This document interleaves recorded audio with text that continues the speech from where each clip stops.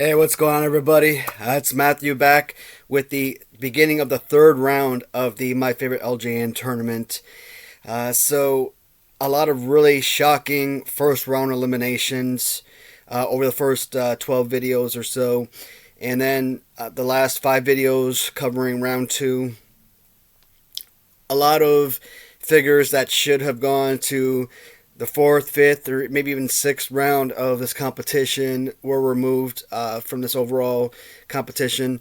And as I'm kind of laying out the figures for round three, I've already written out the next set of matchups. So unlike the first time I did this tournament, where I was basically doing 5 matchups per video, and kind of kept the videos hovering between 20 and 30 minutes, I do have these videos set up for 7 matchups per video, or 6 matchups, etc. So they normally get me to about 30 to 40 minutes per video. So luckily, I won't have to sit there and you guys won't have to wait for 50 videos to see the completion of this tournament. I estimate that we'll probably get it done in about 24 videos or so, approximately. So again, I do have my first set of 7 matchups here for this video. And we're going to see a lot of really good ones exit the competition. So always said, but again, the final goal is to get to the final product to see what is the best LJN that I do own. Now, again, this is my personal opinion. So anyone that watches these videos, I'm sure you have your personal favorites and ones that you would like to see move forward. So as always, at any point during the competition, you want to take notes, leave your comments at the end. I always appreciate hearing feedback from you guys. So let's dive right in. So again, starting with Series 1 and working our way forward. Tough one. We're pitting Big John Stud against Custom Hulk Hogan. So, one of the reasons why I gravitated towards this figure so much in the early collecting days, and I say early collecting days, but I've only been on an LJN for about a year, 13, 14 months, something like that. So I guess early collecting days for me would be considered, I don't know, September to December 2021 or what have you. Because it had the pose of Sid Vicious from Galoob, one of my all-time favorite figures, or my all-time favorite figure, I really enjoyed this figure. I talked about in the past, Big John Stud, when I first started collecting these figures, him, Hogan, Andre, they really kind of shuffled between number 1, 2, 3. I really couldn't make a decision as to which one I really enjoyed the most. And with those 3 figures, what I like about them, with figures like Kamala, and there's a couple other figures as well, we'll see over time. The things that I really like, first starters, the bulkiness, the heaviness of the figure, it definitely helps you give it a leg up on the competition. Additionally, not simply about the fighting pose, the ability to give a perfect body slam to the competition, but it's about having the legs spread apart far enough and where they're kind of bent at the knee. It definitely gives them that perfect to be body slam pose, which I always covet with wrestling figures. One of the things that kind of stands out more, it's a relatively simple figure, just red boots with the white pants. I mean, are the stars on the side really enough graphics to make it an elite figure? I've always enjoyed it. I've always said yes. And when you're pitting 2 absolutely perfect figures against each other, it's an impossible choice. This Hulk Hogan holds special meaning to me because it is the very first custom I ever purchased. I keep saying I think Hulk Hogan from LJN possibly has the single greatest wrestling fighting pose of any of the LJNs, even more so than Andre or Stud or Kamala or Greg Valentine, etc. The list goes on. And like I was talking about, with the legs bent, spread apart, amazing to be body slam pose, perfect pose, and he's got this absolute fantastic coloring that I absolutely covet. Again, this figure came over from Move Over Swanson on eBay. Andrew Sable has some of the most amazing figures. Normally, you only see originals. You never see really any customs on there. So when I came across this figure, having purchased so much from him, that was definitely a rarity. I don't believe I've seen any other customs from his shop since. But I would definitely be in on those if they ever come up with additional figures. And again, it's one of my favorite customs, and yet it's such a simple custom. They didn't put a kind of I don't know how they. I heard the word epoxy thrown around by a few customizers, and basically it gives you kind of like that little built-in T-shirt. They didn't do that with this figure. They just kind of painted over the chest, and it looks great. Absolutely love it. These are figures that, again, I've talked about it in previous videos. If I'm going to be someone who does this tournament again, I'm not going to go by the way that the figures are displayed on the shelves. I'm going to put the names in a hat, and I'm going to pick them. Well, not really. It doesn't have to be a hat. Could be a bowl or vase. Anything, really. Heck, cut them up, spread them on the floor, pull them off the ground. It don't matter. It's all about luck of the draw, really. But this, to me, this could be it. This could be, your finals, if that were ever to be the case. These are two remarkable pieces. I don't want these videos to drag out too long. I don't want them to be hitting 40, 50 minutes or anything like that. So I'm going to try my best to focus on the figures for a few minutes, but not spend, 10, 15 minutes on each matchup. I absolutely love each figure, and it's an impossible choice. I'm still sticking with Big John Studd. I just think at the end of the day, that girth of the figure, the weight to it, the overall build of the figure really plays into, awesome playability for kids. And as a display piece for me or for other adults who collect these figures, it's an absolutely remarkable piece. I keep seeing this figure removed in the third round, and it's a shame because I really want to see this one go really far. Another thing I could consider doing if I ever do this tournament again, which I never said I was going to do a second tournament, and here I am, 6 months later, 7 months later. If I ever do this tournament again, I might just simply, if I do stick with the way that they're displayed on the shelf, just not pit customs against originals. I might just let them all be their own individual figure, because I figure by doing it that way, you wouldn't see these two do battle so early in the competition, and this would actually could be a legitimate, 4th, 5th round figure, if not further. And like I said, if they weren't squaring off each other because they're so close to each other, they could very well possibly be the last two people standing. But once again, I'm choosing Big John Studd over the custom Hulk Hogan figure. Now, there are a couple matchups here which I think are like super easy, and right off the bat, you just know who the winner is as they're brought to the screen. So we've got Series 2 Andre taking on Roddy Piper from Series 1. This is, of course, the custom Hot Rod Roddy Piper, and this one I believe was this one was the Stanger GQ version with original kilt, which is always awesome. I always love the figures that have accessories. Roddy Piper in general, one of my favorite wrestlers, one of the people I remember very, very well as a kid. His figure itself, it's an okay figure. It's among my list of least favorites only because of, the fighting pose. And I think if I redid, the whole layout of all the LJN originals and put them in order of favoritism, I don't think that this figure would necessarily be in the bottom 10 anymore. I think I was just kind of, grasping at straws when I made my list of least top 10 least favorite. Now, I'm sure a number of those figures probably would be in the bottom 10, but I'm not sure if I would necessarily classify this one in there as well. Like, I had Ken Patera as number 10, and I don't think Ken Patera would be number 10 if I were to redo that video. Excellent design of the figure. Like I said, I absolutely love the way that they emblazoned the hot rod on a black t-shirt over the white. The color scheme just really blends so beautifully and makes this an incredible piece.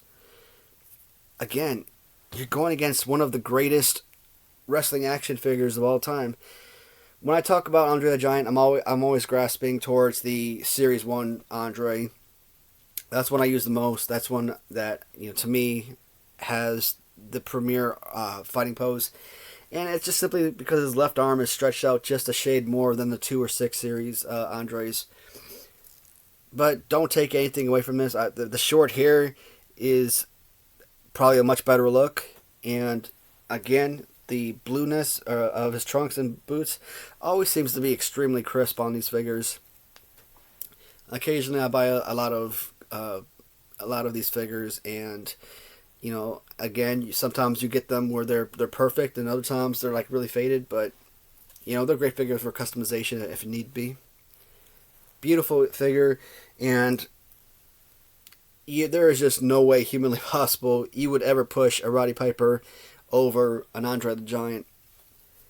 As much as I love Roddy Piper the wrestler, the figure, even with the great customization, I would never think of this figure being something that would make it past round 1, let alone all the way into round 3. So, again, it's about the way everything's laid out, and a lot of great figures were removed within the first 2 rounds. You did see one of my least favorites make it to round 3. That's okay. At least, it gets an opportunity to talk about these figures more than I have in previous videos, so, or the previous tournament. Easy answer here. Andre the Giant all day over Roddy Piper. Alright, so we are pitting yet another manager against wrestler. This time we've got the Robert Jackson Bobby Heenan custom going against this from Stinger GQ, the Rhythm and Blues Greg the Hammer Valentine. So in the first round, when we pit customs against originals, right off the bat, the original Greg Valentine was removed. That was horrible because that was I believe a 5th round figure the first time I did the tournament. Don't get me, I absolutely love this. This is perfection, but at the end of the day, with the build down, you're not using this as a wrestler, strictly display. If both figures were in this competition and were basically battling at different spectrums, the original on one end, the custom on the other end of, and then at some point as they start winning their battles, they could potentially meet up in the middle. You could potentially see those 2 figures in the bottom too. They're that good. I absolutely love Greg Valentine figure. Not this one, but the original LJN version. I've talked about it many times. When I saw the figure, it was just about getting it for the collection. Didn't really care about the pose. It didn't really do much for me. Greg Valentine, I remember as a kid, of course, but he was never like that standout wrestler for me. Didn't bring the positive energy of like an Ultimate Warrior or a Hogan, or the enthusiasm of like a Roddy Piper, for example. So it was just a very simple figure. Yet Greg Valentine, along with King Kong Bundy, are probably the 2 most commonly used figures for me. It's just an absolute beauty. Truly love it. And it's a really unfair competition. We already know Greg Valentine is going to defeat Bobby Heenan, but you can't not knock the perfection of this custom. What I like about this one is when Robert did the customization, he kept kind of like the original display of the figure. A couple of the other customs, they gave him like t-shirts with a bow tie, what have you. I like the fact that it is still reminiscent of an original figure, but with a brand new paint scheme, making it a whole new figure, standing on its own merit. Absolute beauty.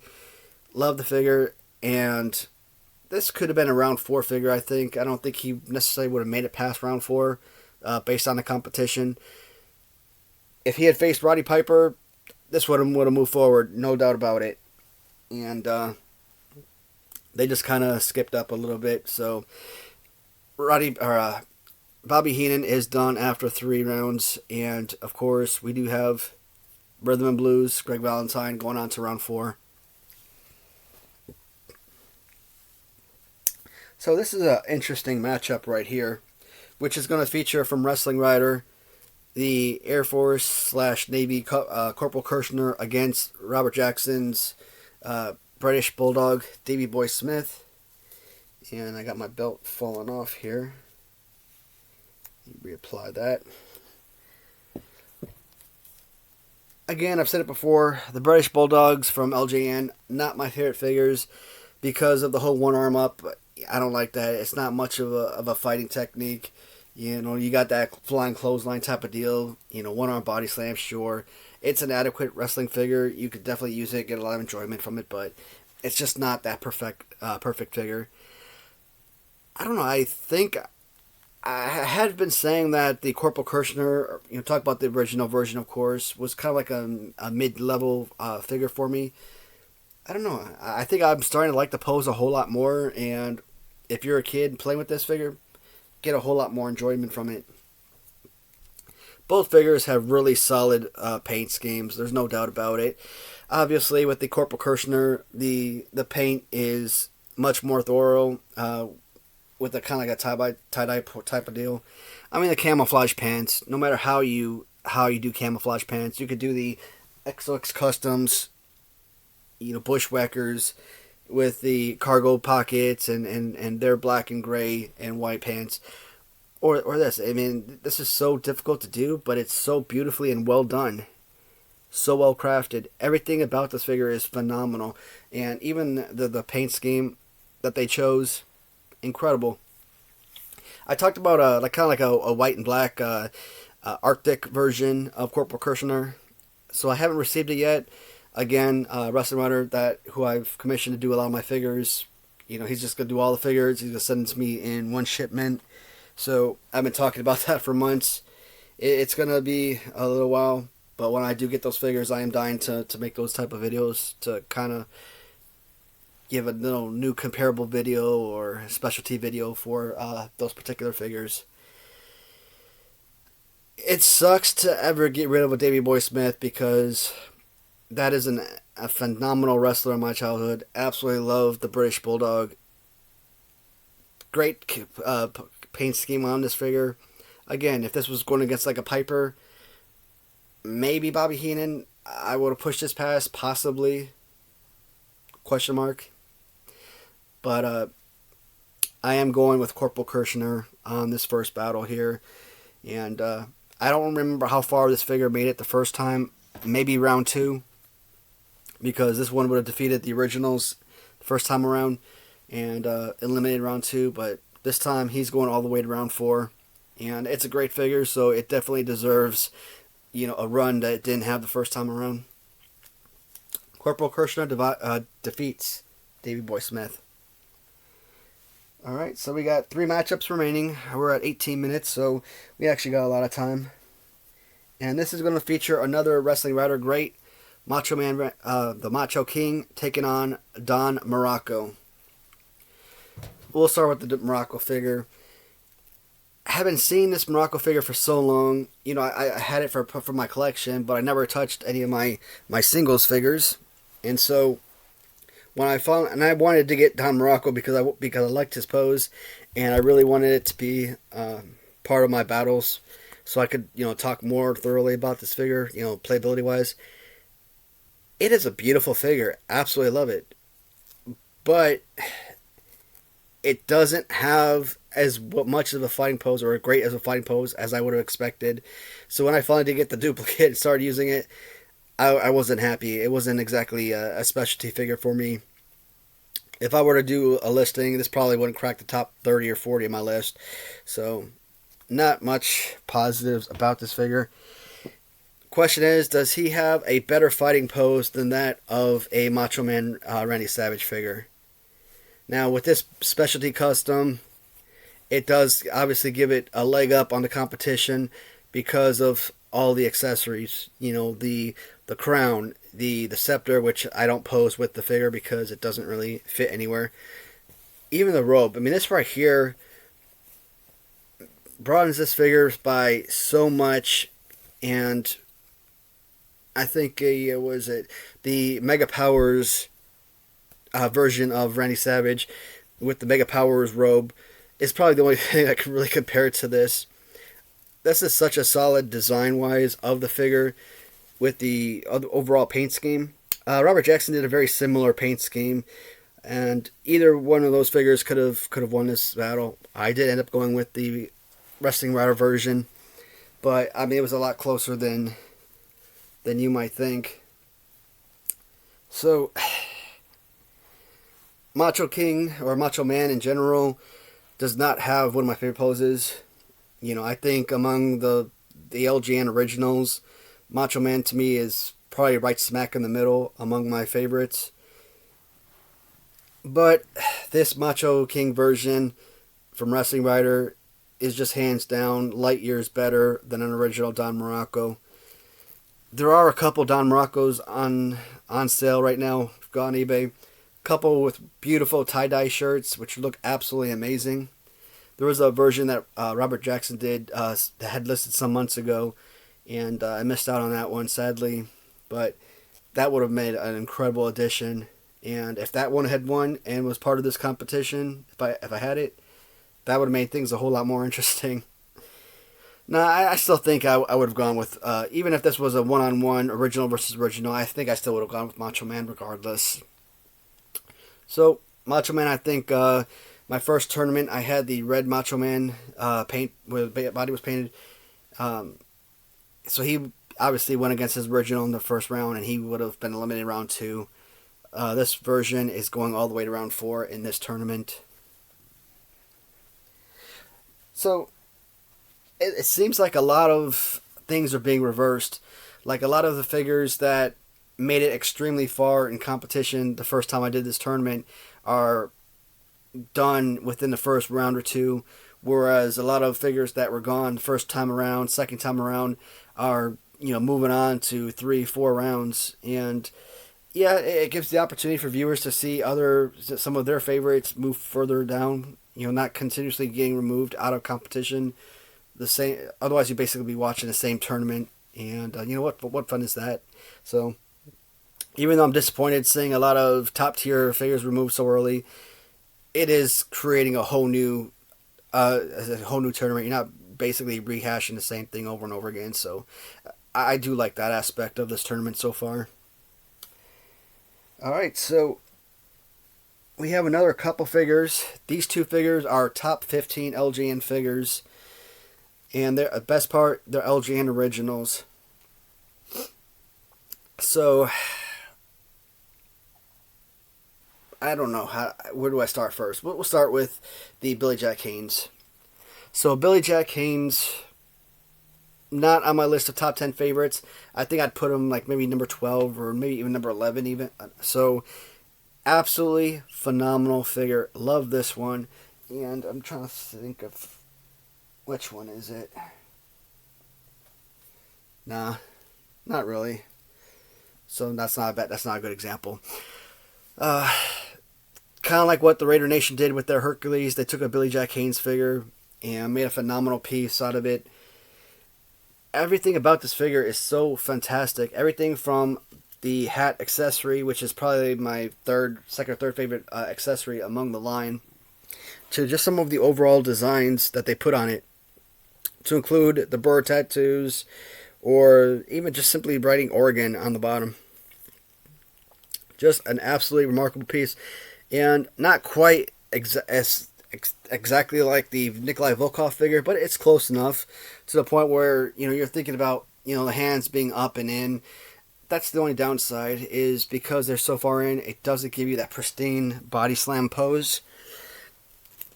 But it does give you a decent one. It does give you chest high, which is great. But that right there, the fact that it's not connecting, it takes away, it detracts from the pose. When you look at SD Jones, no matter how you look at it, you're going to have that connection either from right arm or left arm under.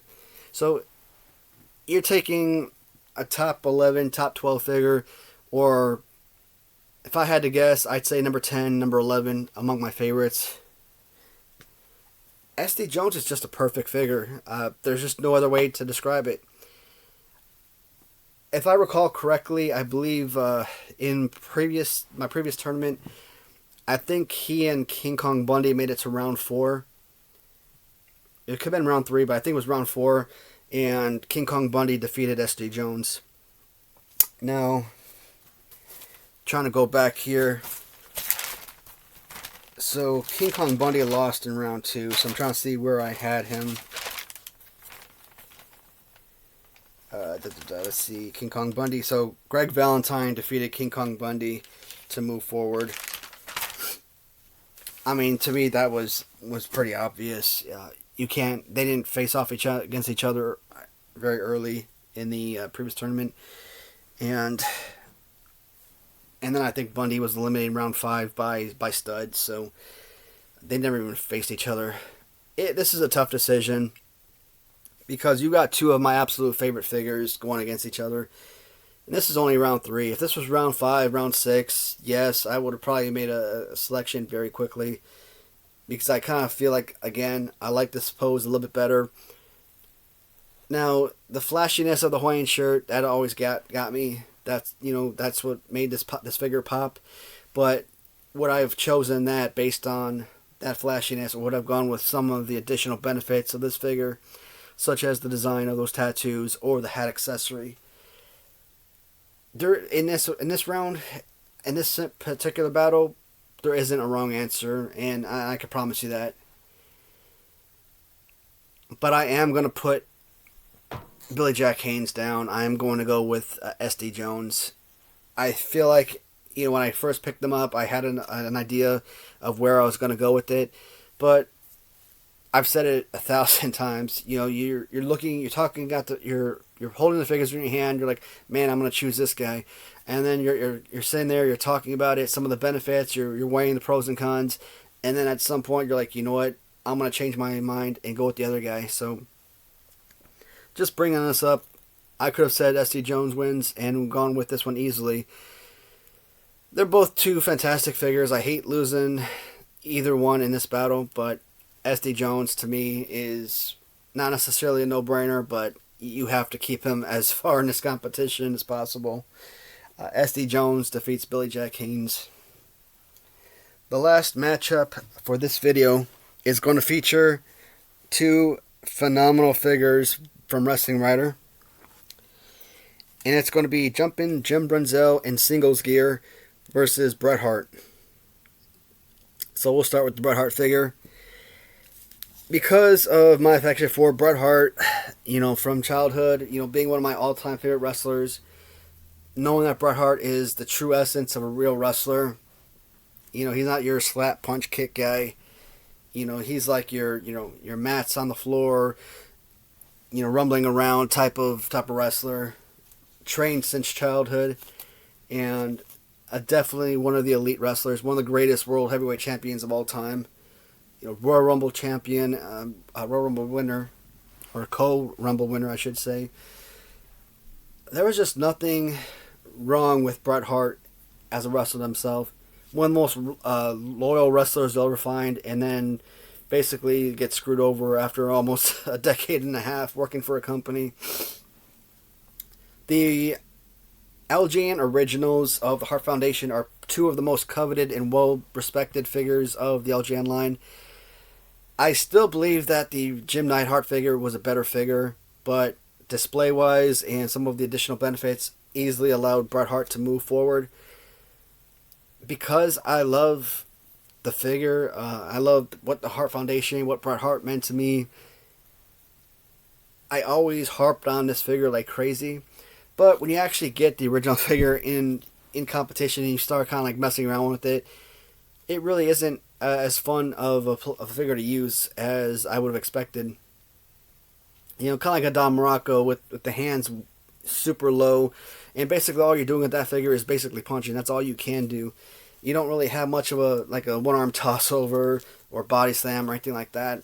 So play-wise, if I'm looking at this from a kid's perspective, and a lot of the time, that's exactly what I'm thinking about. I'm thinking about how would I view these figures if I was still a kid. I want to look at it from how I view them as an adult collector for display purposes, but again, they're action figures, so you want to think about the playability option more than anything. And I've been harping on it. I've been loving it obsessively, but I finally kind of realized that I need to change my mindset because I'm letting personal feelings get in the way of the overall figure, and I'm been talking more about it as being a great figure than it really isn't. But let's take that out of the way. We don't have the original Bret Hart in this competition. On the competition, we have the Wrestling Router version, and the Wrestling Router version is so much more than just a playable toy. It is one of the single greatest display pieces of this entire collection. And this jacket is removable. I've never taken it off. I never will take it off.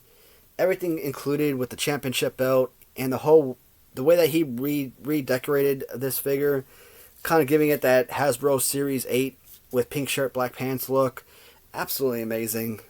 And like I said, this, among all my collections, custom or original, one of the most elite figures I own. Absolute beauty. And, this figure, I don't think a lot of people would really think too much about this Jim Brunzell. But I did have him on my list of top 10 favorites among Wrestling Rider acquisitions. With the tie-dye of the boots, knee pads, and trunks, it's so remarkable. Just like the Corporal Kirshner. So well done. I mean, just look at that. That's absolute perfection at the way that he's able to do that.